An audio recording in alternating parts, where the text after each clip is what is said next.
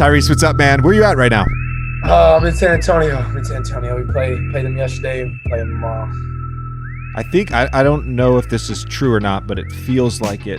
You guys are basically the hottest team in the NBA right now. You've won 5 straight. I read today you're 7-1 since inserting you into the starting lineup. How much credit are you taking for this win streak right now?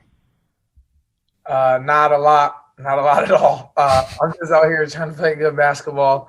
I think in this stretch, De'Aaron's averaging like 30. So like after every game, I'm doing media and they're like, yeah, you and Fox at it again. You guys combined for 54. I'm like, dude, he had 38. Stop. Stop giving me so much credit. Stop giving me so much credit, you know? But I'm just out here trying to help us win games. I think we're, playing 4 guards. We have the ability to just get out and transition, really run. And Harrison helps as a mismatch 4 guy, and I think that's helping us play well. I actually looked up during your winning streak. I looked this up. You're averaging 18.8, 4.4 assists. Your shooting splits are back to what they were at the beginning of the season, which are just astronomical. 58% from the field, 52 from 3, 100 for the free throw line. But De'Aaron is averaging 34 in this 5-game winning streak. So you guys are combining for like basically 53, but he's got 34 of those. Yeah, exactly. I know. Trust me, I know. How are you supposed to defend De'Aaron for both of you guys?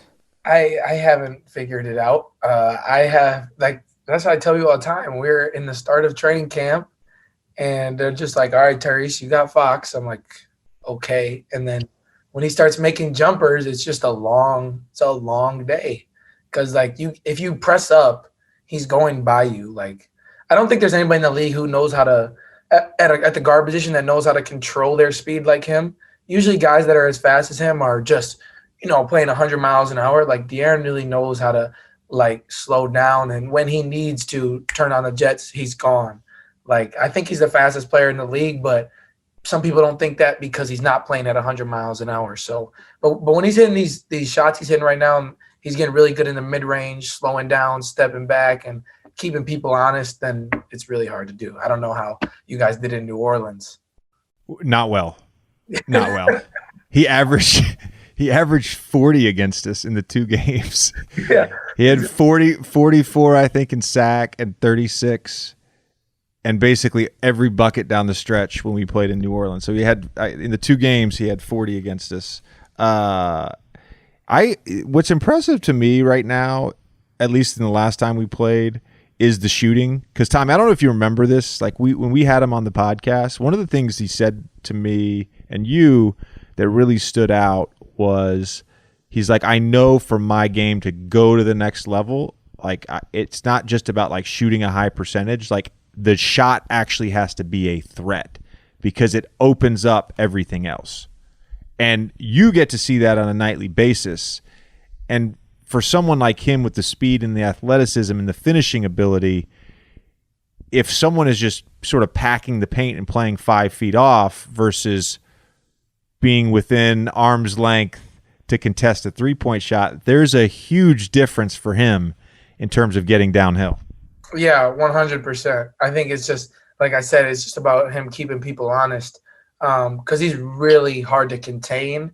But especially if you have to get up into him and kind of pressure him, it's just it's a load because he can blow by you at any time, and he's got really good touch. I think I read the other day that for guards, he's shooting the highest percentage at the rim right now. So it's a lot to handle. And it's like he's the highest percentage by 6 percentage points. Like, it's not – he's 72% or something at the rim. Like, he's hard to stop. And then I think having me and Buddy on the wings, we got to keep our defenders honest as well, because if you help off Buddy, he's knocking it down. And, I like to think that I make shots at a pretty decent clip. So then it's kind of one-on-one, and that's a lot to do.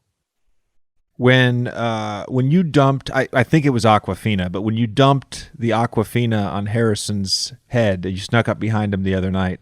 I'll provide the context in a second. But did you know that was going to go viral? Like, you had to have had a sneaky suspicion that was going to go viral. I mean, I just was excited. I thought somebody was going to do it. I was waiting for somebody to do it, but right after I got done with the game, I was gonna just go do it right away. And then they made me do media. So I'm like, yo, bring me a water bottle. And I was like rushing through media. They were like, how are you guys doing this? I'm like, we're just playing good. We're just like, I was just like, I gotta get done with this so I can get over there. You see HB, you couldn't see his face, but he was a little mad. He was a little mad. But as soon as I got to the locker room, I said, yo, we got to do it again. We got to do it again. So we did it again when we got to the locker room. But I guess a little bit. But I was just, I was excited. He hit a big shot. I guess I was just, super excited. So 98-97. De'Aaron's taking the ball out. How much time was on the clock? 1 point something. Something like that. He throws a length of the court pass to Harrison, who hits a turnaround fall away three right in front of the Cavs bench. I actually rewatched the clip today because I was like, I wonder where Tyrese was. Yeah. You were on the other side of the court, and you were the first to get to him. Yeah, yeah. To chest bump and dab him up. But like I was thinking back to like all the buzzer beaters that. I've hit one true buzzer beater, but all the buzzer beaters that I've witnessed my teammates, like it doesn't matter what is going on in the game. There's something that's like brings me back to my childhood, like the jubilation and the joy of like watching a teammate hit a game-winning buzzer beater. It's the best thing in basketball. Yeah, it was super fun because, going into that, for some context, De'Aaron, we ran a high pick and roll, me and De'Aaron. Spin move and one, makes the free throw, up one. So Colin gets the inbounds pass, runs 100 miles an hour to the rim, puts it up. Rashawn blocks it with two hands, right? Boom. Billy Kennedy blows his whistle. He's like, review it. And everybody's like, no. And I'm over there like, that was a clean block. It don't even matter. Let him review it. Let him go ahead and review it. Billy, that's a clean block. It wasn't a clean block. It was obviously goal 10. So I was like, oh my God, like, don't tell me we just lost this game like this. So like Luke draws up the play and I'm so enamored in the goaltend that I don't even know what I'm supposed to be doing. Like I have no clue. I just run to half court. Kyle Guy looks at me across the court. He's like, what are you doing? Like, I'm like, I don't know. Like I have no clue.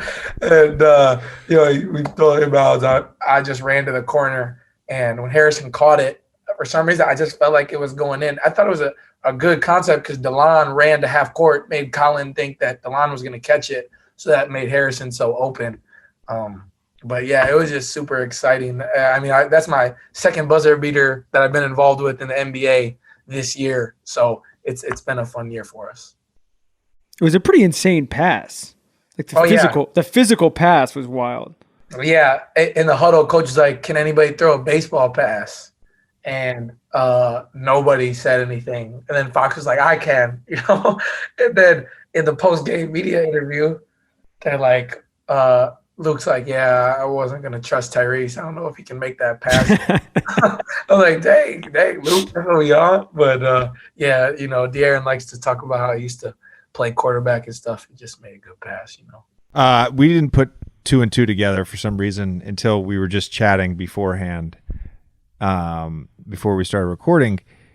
So I had Alvin Gentry my first year with the Clippers, and then he went to the Warriors and won a championship there. And I obviously had him last season as my head coach. And then we realized tonight that he's, your head assistant in Sacramento. He's, I think, on like year 32 in a row of having a job in the NBA. Yeah. He's literally one of like the all-time great guys in the league and one of the all-time characters in the league. Yeah, for sure. There's so many Alvin stories, but I think the best thing about Alvin is when we were on a losing streak earlier in the year, like we were losing, I think we lost like 8 out of 9 or something like that. We're at the timeout. Alvin walks over to the ref, and he's like, I could be golfing right now. I'm like, oh, my God, did he just say that? Like, he could be golfing? Like, oh, man, we got to get this going back. You know what I mean? Because, obviously Alvin's been in the game for a long time. He's still getting paid. I think pretty sure he's still getting paid from New Orleans. So he very well could he's given a lot to the game. So he very well could be golfing right now. But Alvin has probably the most stories out of any person that I've met so far in the NBA. Like, I don't know how, but sometimes some way we'll end up. We're talking about some film and how I need to be better in this ball screen, and we'll end up talking about Michael Jordan in the early '90s. And I'm like, I don't know how we got here, but we're here now. So let's have this conversation. Oh, I'm saying to you, man, Alvin, you're right. He has the most stories, and you never get one story. Never. You know, you have a conversation when you're in the meal room, you know, you're waiting on the team playing, whatever it may be, and he's reminded of a story, so he tells a story, and then you gotta kind of like sift through another 5 or 6 stories. No question. And he is another guy. Like, I don't know how old he is. I'm not gonna guess on this and him listening. Early to 50s. Early 50s. Yeah, Just say early 50s. Like, he wouldn't know. You would not know that with his energy. Like, he's so like. Other day I'm getting needled or after the game, and he comes over and he's like, "Effing rookie!" What? He's like, "You're so soft." I'm like, how am I soft? Like, this treatment, you know. He starts bursting out laughing, but Alvin's just got so much energy. Great guy. Do you feel like we've got, I think, roughly like 30 games to go? Do you feel like you've hit any sort of wall at all, or even not even necessarily like, boom, I've hit the wall, or like, have there been 2 or 3 game stretches where you're just like, man, I didn't know that this was going to be like this? I wouldn't say that I've really hit a wall necessarily. I guess the worst part of the year was right after All-Star break, because, you know, I strained my calf, right after the Knicks game. I didn't play the last like 3 or 4 games going into All-Star break. And leading up to that game, I was playing my best basketball. Like, I was, I felt like I was getting, 15, 20 consistently. Just playing really good. I thought I was doing really well. So I can't come back from All-Star break, and they're like, "You're on a minutes restriction," and like that was I'm gonna be honest, like, that was frustrating for me because, like, growing up, I've always played like, full games like my whole life. AAU, high school, even college, I played probably the most 40-minute games out of anybody in 2 years than anybody in that 2-year span. So I'm used to playing a lot. So that minutes restriction was kind of frustrating because I felt like, I can't get in a full rhythm. You know what I'm saying? Like, I'm trying to get everything back, and it's like I'm trying to get everything back in one shot, but it's just gotta kind of, be about building my rhythm. So now we're, a couple games past that, and I'm out the minutes restriction now. So I feel like I'm just playing more free. I'm back into, that rhythm that I felt like I was before All-Star break. But there have been people who have tried to, I guess, call that my wall. I guess you could call it that. Ooh, I think we're getting shots at somebody. I was not suggesting that was your wall at all. No. People like, let's go. The Yard Barker headline of "Is Tyrese Haliburton hitting the rookie wall?" Yeah.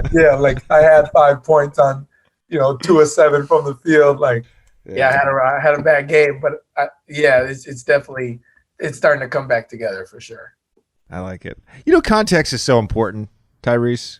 And unless you follow a team or a player like every night to night, like if you're just a casual fan, I know we keep talking about the casuals, but they just look at box scores, or they'll look at whatever the highlights are on Instagram or Twitter, and a lot of stuff gets lost in context, like a minutes restriction, like coming back from an injury, etc. 100%. 100%. Like, people say numbers never lie. They lie sometimes. They lie to you. You need context, 100%. Like, you need to understand, like, he might have had 15, 20, but he's getting attacked every time defensively. He's the reason they're losing the game. They're losing that this guy's got 30, So, yeah, context definitely does matter. It's an important thing. But, that doesn't fit the narrative of what some people want to tell. So that's just how it goes for, like you said, the more casual basketball fan. Have you had any fun recent stories with guys? Ooh, I was looking. I had to look through our schedule before I got in it. I was like, do I have any? None that I haven't played. I guess like any like new superstars or anything that people that have like, acknowledged me or anything like that. I would say like the best thing I have is, going back to the Blazers. Like I talked to you guys about Dame and Melo and, those guys. And it was like the last game before All-Star and I was hurt. I couldn't play. And like Melo and Dame came over to me after the game, right? They came over to me and Dame was like, get healthy. And Melo was like, you good? Like checking on me. I was like, oh, wow. Like that's kind of cool. Like the Wizards do that all the time, and then, this is going to sound really fan. Like I might sound like a fan if I say this, but I'm going to keep it 100 with y'all. Dame followed me on IG and I didn't even know, right? I didn't even know. I went to look at his name. Something popped on my Instagram. I clicked on his account. It said follow back. I was like, back? When did they follow me? So I was like, I can give him a follow back. Like it was pretty cool. Like just some stuff like that. It's just cool to, for guys to know who I am, give me, acknowledge me and have those conversations. It's been, really cool. I love that. When Dame, he retweeted one of my tweets, and I didn't even know he was like really paying attention. His guy Nate Jones tweeted something about the podcast, and somebody said, "Hey, let's get Dame on the JJ and Tommy podcast," and I said something like, "Let's make it happen," and he retweeted it and was like, "Yeah, as long as you keep wearing my shoes, I'll come on." And like Dame's younger than me, man, but like I had a similar feeling as you did. I had a similar feeling. I was like, I'm validated because Dame retweeted me. Sure. He quote tweeted me. That's what it's been a lot. Like, dang, like I'm valid. I'm valid for sure. Like I can go up to I'm like there's some certain guys like the Kyrie James exchange after we played the Nets. Like I don't know if we had done that interview before. I don't remember if I talked to you guys about that before, but when they like that, for them to acknowledge me, and they both had some really cool things to talk about, just as me as a player, but Kyrie talked to me about, as a man, as a person.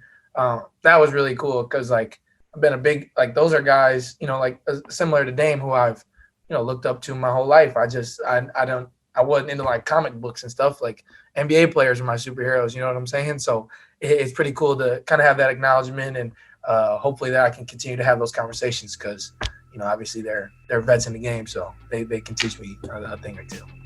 All right. Well, we appreciate the time, man. Always good to check in with you. Good luck against San Antonio, and we'll have you back on very soon, man. Appreciate you. We're drafted next time. Yep. Thanks, we're drafted next time for sure.